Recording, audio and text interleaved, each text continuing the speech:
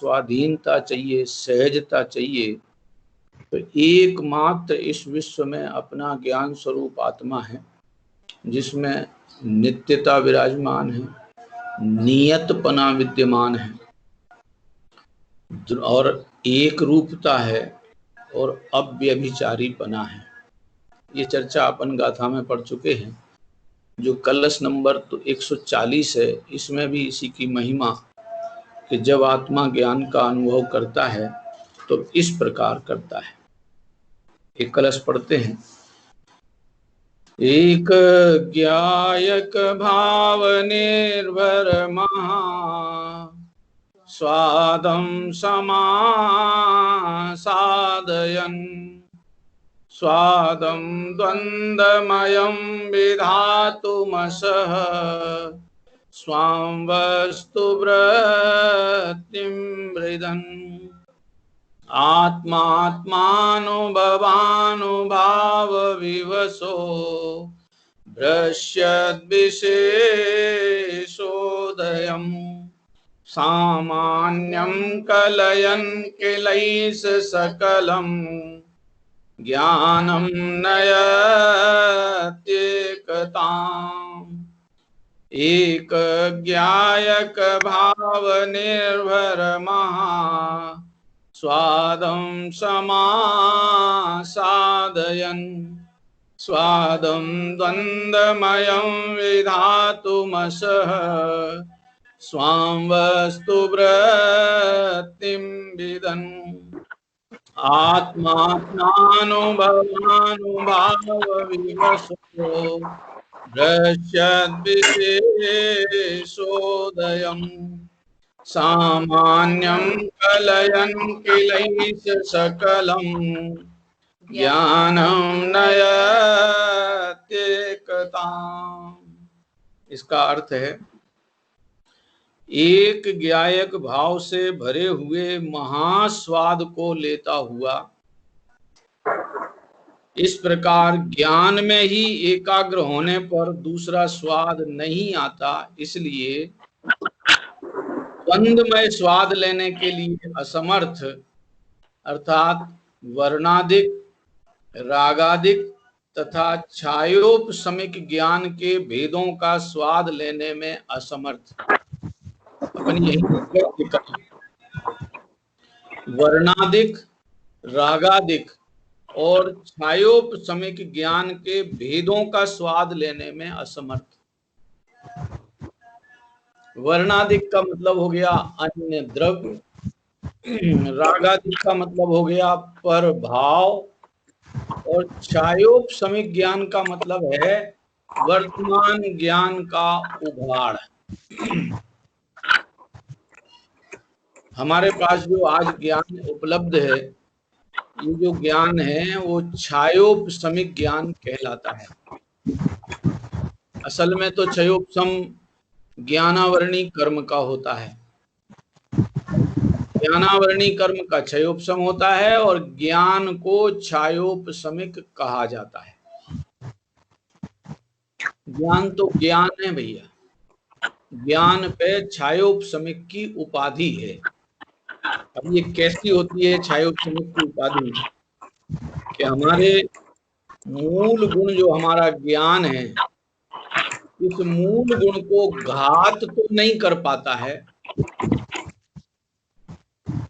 जो ज्ञान की हमारी जानन क्षमता है, इस जानन क्षमता का नाश तो नहीं कर पाया, मगर पूर्ण ज्ञान की क्षमता का भी उघाड़ नहीं हुआ। पूर्ण ज्ञान की क्षमता प्रकट हुई माने छायक ज्ञान, छायोपशमिक ज्ञान नहीं रहता। अब जब तक वो पूर्ण ज्ञान की प्रकटता नहीं है तब तक छायोपशमिक ही रहेगा। ये भी संभव है कि हम किसी कथन को एक बार सुने, एक बार सुनने में ही समझ लेवें और एक बार समझे हुए को ही याद रख लेवें। ये भी संभव है कि हम उसी कथन को 10 बार सुने तब याद रख पावें। ये भी संभव है कि हम 100 बार सुने तो भी याद रहे कि ना रहे, इसका ठिकाना नहीं है। ये जो सारे डिवीजन पढ़ रहे हैं, ये सब क्यों पढ़ रहे हैं? क्योंकि ज्ञानावरणी कर्म का जितना जैसा क्षयोपशम प्रकट होता है, और ये हमेशा एक सा नहीं रहता है। ज्ञानावरणी कर्म का जो क्षयोपशम है, ये जैसे पहाड़ियों पे चढ़ना उतरना चढ़ना उतरना चढ़ना उतरना, ऐसा ऊंच नीच वाला खेल रहता ना, ऐसे हमारे ज्ञान का भी ऐसे ही खेल है। अभी जो वर्तमान में प्रकट है, इस प्रकट ज्ञान में कभी तो हमको एकाग्र चित्त में एक बार में ही बात समझ में आ जाती है, कभी हमको वही बात 4-4 बार सुने पे भी समझ में नहीं आती।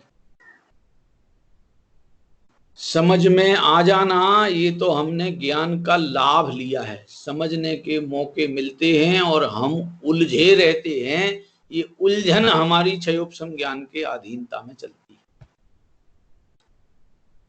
हमने समय सार को 2 बार पढ़ा है, 20 बार पढ़ा है, 30 बार पढ़ा है, 1 बार पढ़ा है, प्रवचन सार नहीं पढ़ा है साहब, नियम सार पढ़ा है, अष्टपावड़ पढ़ा है, ज्ञानार्णव पढ़ा है, तत्वार सूत्र पढ़ा है, ये पढ़ा है, ये पढ़ा है। ये जो पढ़ाई वाला ज्ञान है, ये सारा का सारा ज्ञान क्षयोपशम ज्ञान है। अब हमारे पास एक जिसको कहेंगे अपॉर्चुनिटी भी है और एक समस्या भी है। इसी क्षयोपशम ज्ञान में अपने को ज्ञान स्वभाव अनुभवना है, क्योंकि क्षायिक ज्ञान प्रकट होने के बाद तो अपने को ज्ञान स्वरूप अनुभवने का काम नहीं होगा, तब तो वो कंटिन्यू चल रहा है। क्षायिक ज्ञान प्रकट कैसे होगा? जब तक ज्ञान स्वभाव की अनुभूति नहीं है, तब तक क्षायिक ज्ञान प्रकट ही नहीं होना है। अब ज्ञान स्वभाव की अनुभूति से पहले या ज्ञान स्वभाव की अनुभूति के काल में और ज्ञान स्वभाव की अनुभूति की वृद्धि के काल में क्षयोपशम ज्ञान ही मौजूद है। अब इस क्षयोपशम ज्ञान की मौजूदगी में ही आत्मज्ञान प्रकट करना है, आत्मा को जानना है, या ज्ञान को आत्मा रूप अनुभवना है, जानना है। ये जो पुरुषार्थ है, ये बहुत जिसको क्या कहेंगे, पेचीदा मसला है, बहुत पेचीदा मसला है। क्योंकि ज्ञान में उलझने अनंत हैं और सुलझन एक है। क्योंकि उलझने के रास्ते अनंत और सुलझने का रास्ता एक। अब हमारे इस एक मार्ग के सामने अनंत मार्ग उलझने के खड़े हैं। तो यह ज्ञान जानता है हमारा, अब जान करके याद करने में लग जाता है, याद किए हुए को बताने में लग जाता है, बताए हुए को इस पे मान अपमान की महसूसगी में लग जाता है। ये सब खेल जो हमारे उलझने के धंधे खड़े होते हैं, ये सब हम कैसे करते हैं? रोज होता है ये खेल। चर्चा तो अपन ने खूब आराम से आत्मस्वरूप के ज्ञानानुभूति मई पने की, अनादि अनंत पने की सब सुनी है, मगर वो कहाँ गई? क्या हुआ कि वो केवल क्षयोपशम ज्ञान में रह गई। क्षयोपशम ज्ञान माने खंड खंड ज्ञान रह गया, खंड खंड ज्ञान माने अभी है, फिर दूसरे विषय में लग जाता है, फिर तीसरे विषय में लग जाता है, फिर चौथे विषय में लग जाता है, फिर चौथे विषय को ज्यादा समय देने लग जाता है, दूसरे विषय को ज्यादा समय देने लग जाता है, अपने एक ज्ञान स्वभाव का निर्णय करने में समय कम लगाता है। अब ये ऐसी उलझने हमारे सामने 24 घंटे अनंत खड़ी है। शायद मैंने एक दिन उदाहरण दिया था, मिलिट्री मैन अपने घोड़े से यात्रा करता हुआ जा रहा है, सुनाया था पहले, ख्याल है शायद। तो मिलिट्री मैन का घोड़ा बहुत सिंसियर घोड़ा और शांत प्रकृति का घोड़ा है, बलिष्ठ बहुत है मगर शांत प्रकृति का है, उसको दमा चौकड़ी पसंद नहीं है। कहीं जा रहा है, जाते जाते बहुत जोर से लंबी यात्रा करने पे प्यास भी लगी, घोड़े को भी लगी, घोड़े वाले को भी लगी। तो घोड़े वाले आदमी ने, वो मिलिट्री मैन ने कहीं देखा कि कुएं पे कोई रहट चल रहा है, रहट, और रहट के चलते में पानी आता है। तो जब रहट चलता है तो चूं चूं चरर मरर, चूं चूं चरर मरर ऐसी आवाज आती है।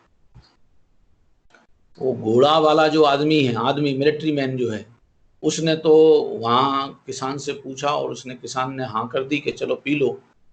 उसने तो उस आवाज के चलते चलते में पानी पी लिया, मगर घोड़े को पानी पीने में जो प्रैक्टिस थी, वो बिल्कुल शांत वातावरण में पानी पीने की प्रैक्टिस थी। अब जैसे ही घोड़े को पानी पीने के लिए उधर लगाया तो पानी आया तो चू चू चरर मरर की आवाज आई, ये एकदम बिदक गया। प्यासा तो है मगर बिदक गया। ये अपने ज्ञान का हो गया, चल रहा है। अपने ज्ञान की जो